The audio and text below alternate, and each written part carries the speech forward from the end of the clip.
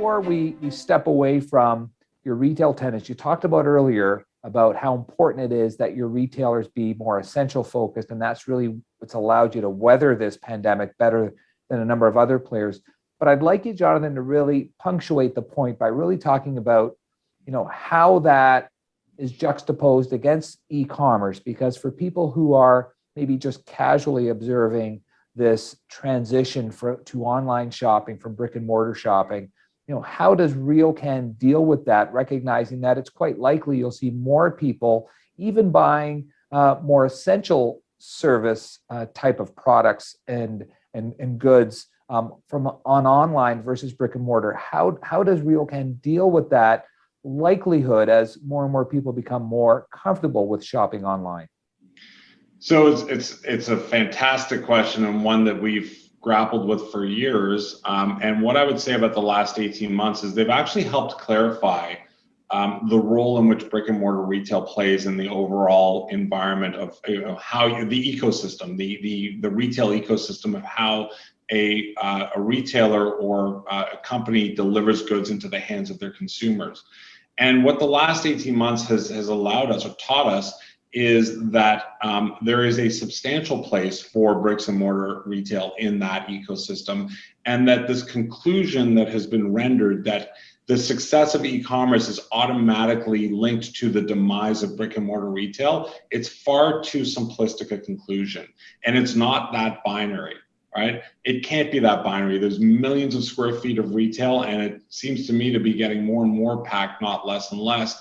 And so what does that mean? I mean, these are like, I don't want to sound offensive and say retail's great, retail's great. I want to expand on it a little bit.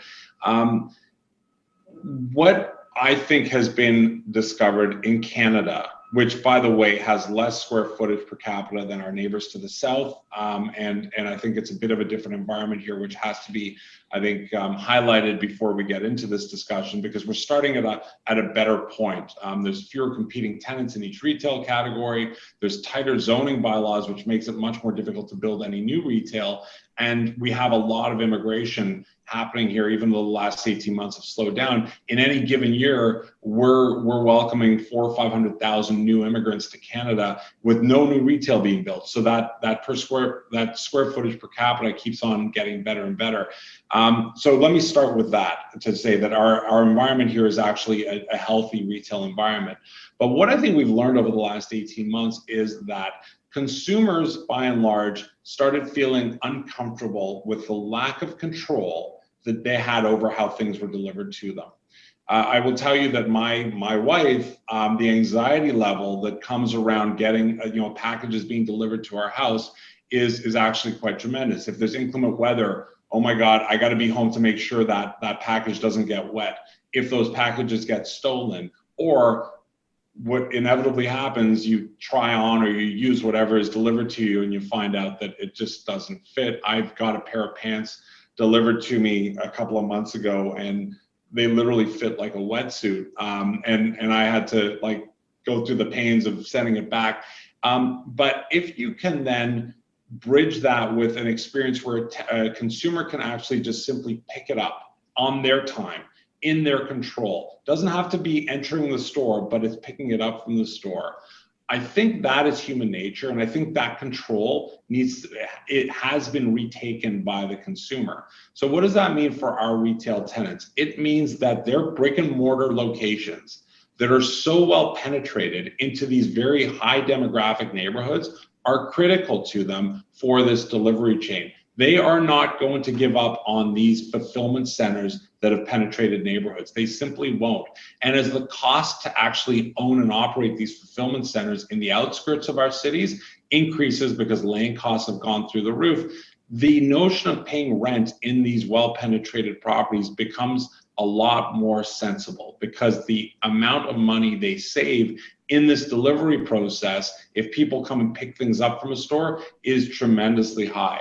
So what does that mean for us? It means that we've got to evolve our shopping centers, and it means that the retailers that we cater to have to evolve their ways of delivering goods. So we're doing a lot of this where we're changing drive aisles, we're designating parking spots for click and collect processes. We're helping tenants change their facades. We're helping them create some storage areas and maybe changing some of the, demising in their premises to allow for this hybrid click and collect model, which I think will be prominent going forward. But what that means is that, yeah, you need these types of locations. And I think that is going to serve us as a provider of retail space very well. And like I said, it doesn't mean that e-commerce is going to be any less prominent. I just think the two uses, the two ways of delivering goods are going to merge, and they've already started to. And I think that's what the last 18 months have really shown us. So again, that's our position, that's our view, and that's why we are very comfortable with our retail portfolio going forward, remembering that it is so well located. The demographic profile of these centers is so is actually wonderfully high. I mean, we've an average of 200,000 people living in a 5-kilometer radius. We've got an average household income of over $125,000. These are great things that retailers don't want to give up on. So we feel very strong about the retail that we own.